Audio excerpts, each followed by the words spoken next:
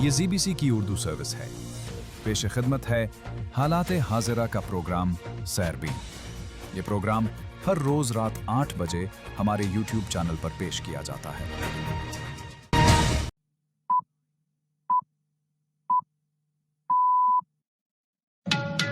منگل 11 نومبر کے سیربین سے جاوید چودھری کا سلام.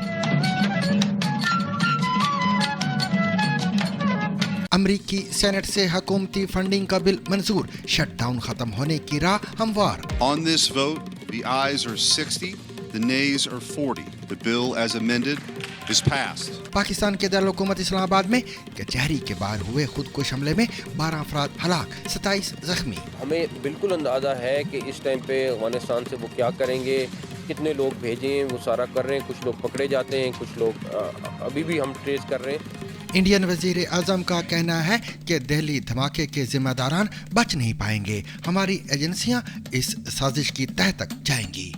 ہماری ایجنسیاں اس षड्यंत्र کی تہہ تک جائے گی. پاکستان کی قومی اسمبلی میں 27ویں آئینی ترمیم کا بل پیش. ان میں ترمیم جو ہے وہ لارجر کنسنسس ڈیولپ کر کے کی جاتی ہے. سینئر کالم نگار اور مسلم لیگ نون کے سینیٹر عرفان صدیقی وفات پا گئے. جہازوں اور قیمتی گاڑیوں کے مالک مگر بے گھر. جانیے دنیا کے امیر ترین شخص ایلون مسک اپنا پیسہ کہاں خرچ کرتے ہیں. اور آفریدی کی دھواں دھار سینچری سے پریرا کی ہیٹرک تک. پاکستان اور سری لنکا کی کرکٹ دوستی کے 50 سال مکمل. اس کے علاوہ دیگر موضوعات بھی آج کے سیربین میں شامل رہیں گے، مگر ہمیشہ کی طرح پہلے اہم عالمی خبروں کا خلاصہ.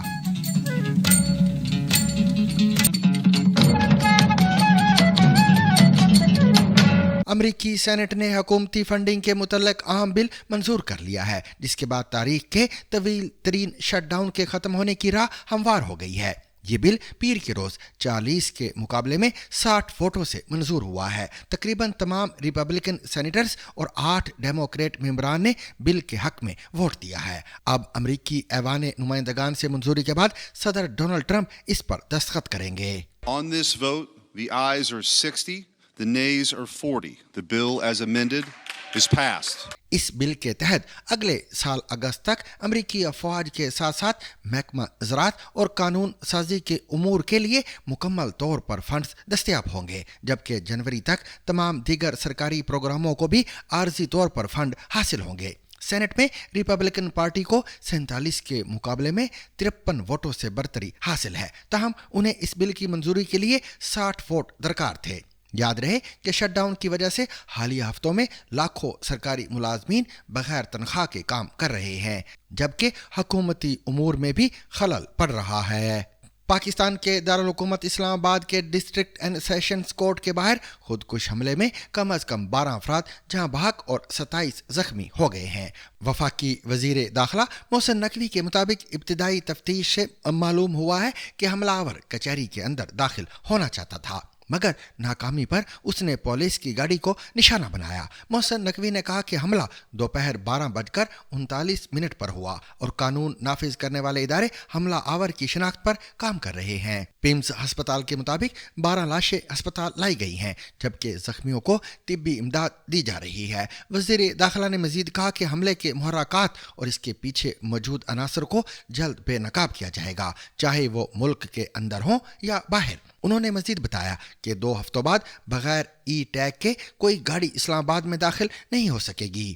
پاکستان کے وزیر اعظم شہباز شریف نے بھی خودکش حملے کی مذمت کرتے ہوئے الزام عائد کیا ہے کہ انڈیا کی پشت پناہی میں سرگرم شدت پسند گروہ ان حملوں میں ملوث ہیں، جبکہ دھماکے کے رد عمل میں پاکستان کے وزیر دفاع خواجہ آصف نے کہا ہے کہ کابل حکمران پاکستان میں دہشت گردی کو روک سکتے ہیں، لیکن اسلام آباد تک اس جنگ کو لانا کابل سے ایک پیغام ہے جس کا پاکستان بھرپور جواب دینے کی قوت رکھتا ہے. سوشل میڈیا ایکس پر اپنے پیغام میں خواجہ آصف نے مزید لکھا کہ ہم حالت جنگ میں ہیں. کوئی یہ سمجھے کہ پاکستانی فوج یہ جنگ افغان پاکستان سرحدی علاقے میں اور بلوچستان کے دور دراز علاقوں میں لڑ رہی ہے تو آج اسلام آباد کچہری میں خودکش حملہ ویک اپ کال ہے کہ یہ سارے پاکستان کی جنگ ہے.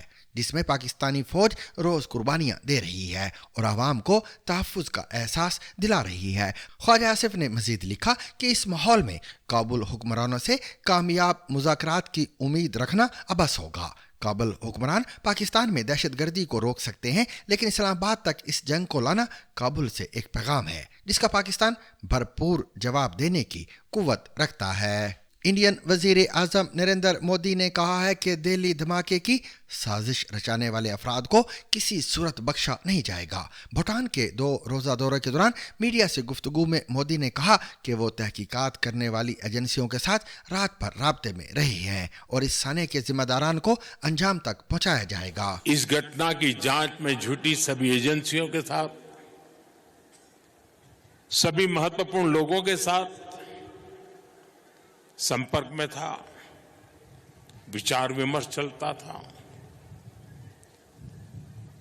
जानकारियों के तार जोड़े जा रहे थे। हमारी एजेंसियां इस षड्यंत्र की तह तक जाएगी। इसके पीछे के षड्यंत्रकारियों को बख्शा नहीं जाएगा। All those responsible will be brought to justice.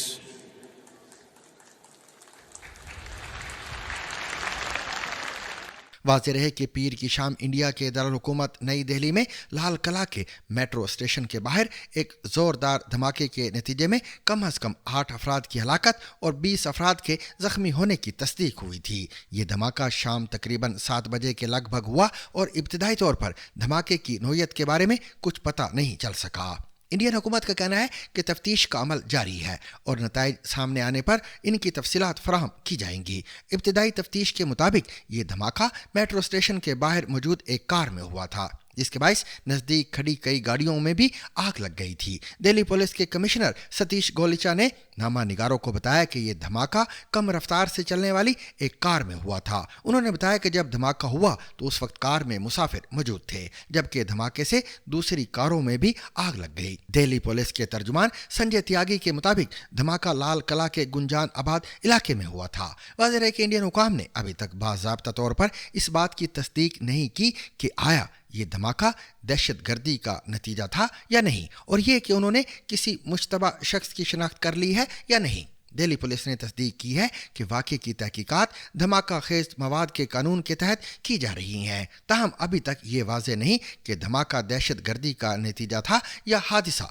वाक़े के बाद दिल्ली, मुंबई और उत्तर प्रदेश समेत कई रियासतों में सिक्योरिटी हाई अलर्ट कर दी गई थी। इंडियन वज़ीर दिफा राजनाथ सिंह ने भी कहा है कि तहकीकात तेजी से जारी हैं और मुजरिमों को जल्द इंसाफ के कटहरे में लाया जाएगा। पाकिस्तान के वफाकी वज़ीर कानून आज़म नज़ीर तारण ने 27वीं आईनी तरमीम का बिल कौमी असम्बली में पेश कर दिया है। उनके मुताबिक इस तरमीम के तहत आईनी अदालत का सोमोटो इख्तियार ख़त्म कर दिया गया है। आज़म नज़ीर तारण ने मजीद कहा कि अदालत के अंदर अदालत के क़याम पर तनकीद के बाद इत्तेहादी जमातों से मुशावरत के बाद वफाकी आईनी अदालत के क़याम का फैसला किया गया, जिसमें तमाम वफाकी इकाइयों की मुसावी नुमाइंदगी होगी। तरमीम जो है वो लार्जर कंसेंसस डेवलप करके की जाती है। हमारे अपोजिशन के बैठे हुए दोस्तों को भी जमीयत उलमा इस्लाम के सरबराह मौलाना फजलुर रहमान साहब ने ऑन बोर्ड रखा और आप सब के इल्म में है कि उनके कहने पे हमने आईनी अदालत के क़याम की बजाय आईनी बेंचेस के क़याम पे इत्तफ़ाक़ किया और फिर वो तरमीम पास हुई। उसके अलावा कुछ और तरमीम भी थी उसी में, जिसमें जुडिशल कमीशन की जो हैयत थी उसे तब्दील किया गया और जो पार्लियामान का शुरू से ये फ़ैसला था कि जो जजेस अपॉइंटमेंट है वो दुनिया भर में एक लार्जर कोलिजियम करता है, जिसमें जुडिशरी के लोग भी होते हैं, एग्जेक्टिव भी होती है और लेजिस्लेचर भी होनी चाहिए। यही 18वीं तरमीम का असल मफहूम और मकसद था। बारकैफ उसे हमने 19वीं तरमीम के ज़रिए कुछ वजूहात की बिना पे तब्दील कर दिया और पार्लिमानी कमेटी को हमने इंट्रोड्यूस करवा दिया। फिर उस पार्लिमानी कमेटी में 4 अपोजिशन और 4 हुकूमती अरकान बैठते थे। आपने देखा तारीख़ में क्या क्या होता रहा। جب 8 کے 8 اراکین نے بھی کسی فیصلے کو مسترد یا تبدیل کیا جوڈیشل کمیشن کے، تو اس کو بھی ہوا میں اڑا دیا گیا۔ ایک سنگل جج صاحب ہائی کورٹ میں بیٹھ کے اس فیصلے کو، پارلیمان کے متفقہ فیصلے کو، انہوں نے مزید کہا کہ ججوں کے تبادلے کا اختیار بھی صدر سے لے کر جوڈیشل کمیشن آف پاکستان کو دے دیا گیا ہے۔ کمیشن چاہے تو جج کا موقف سن سکتا ہے، جبکہ انکار کی صورت میں معاملہ سپریم جوڈیشل کونسل کو بھیجا جائے گا۔ پاکستان مسلم لیگ نواز کے رہنما اور سینیٹر عرفان صدیقی وفات پا گئے ہیں۔ وہ 2021 میں پاکستان مسلم لیگ نون کے ٹکٹ پر سینیٹر منتخب ہوئے تھے۔ عرفان صدیقی سینٹ کی قائمہ کمیٹی برائے خارجہ امور کے چیئرپرسن تھے۔ اس کے علاوہ وہ سینٹ کی بزنس ایڈوائزری، انسانی حقوق، اطلاعات و نشریات، داخلہ اور نارکوٹکس کنٹرول اور نیشنل ہیلتھ سروسز ریگولیشنز اور کوارڈینیشن سے متعلق کمیٹیوں کے بھی رکن تھے۔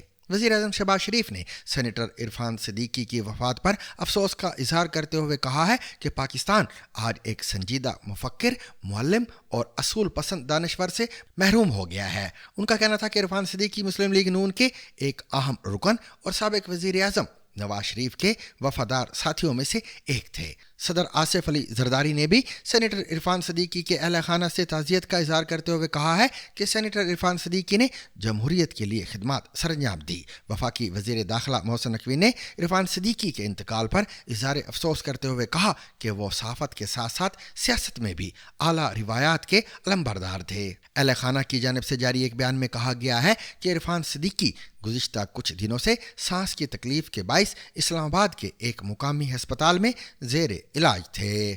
دنیا کے امیر ترین افراد میں شامل ٹیسلا اور اسپیس ایکس کے سربراہ ایلون مسک کی دولت $500 ارب تک پہنچ چکی ہے، مگر وہ دعویٰ کرتے ہیں کہ وہ سادہ زندگی گزارتے ہیں۔ مسک کے مطابق وہ ٹیکساس میں ایک $50,000 کے گھر میں رہتے ہیں اور اکثر اپنے دوستوں کے گھروں میں قیام کرتے ہیں۔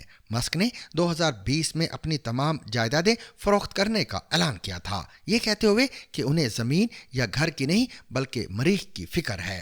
تاہم حال ہی میں انہوں نے اداکار جین وائلڈر کا سابق گھر دوبارہ خرید لیا ہے۔ پراپرٹی میں سادگی کے باوجود مسک کو نایاب گاڑیوں اور جہازوں کا شوق ہے۔ ان کے پاس Ford model T, Jaguar E type اور جیمز بانڈ کی 1976 کی آبدوز نما لوٹس کار شامل ہے۔ وہ اسپیس ایکس اور ٹیسلا کے درمیان سفر کے لیے گلف اسٹریم جیٹ بھی استعمال کرتے ہیں۔ فلاحی کاموں کے حوالے سے مسک کا کہنا ہے کہ ان کی کمپنیاں ٹیسلا، اسپیس ایکس اور نیورالنک خود انسانیت کی خدمت کر رہی ہیں، کیونکہ یہ توانائی خلائی تحقیق اور دماغی امراض کے حل کے لیے کام کرتی ہیں۔ پاکستان اور سری لنکا کی کرکٹ ٹیموں کے درمیان تعلقات کو 50 سال مکمل ہو چکے ہیں۔ دونوں ٹیمیں راولپنڈی میں آج پہلا ون ڈے انٹرنیشنل میچ کھیل کر نہ صرف سیریز کا آغاز کر رہی ہیں بلکہ نصف صدی پر محیط دوستی کو بھی تازہ کر رہی ہیں۔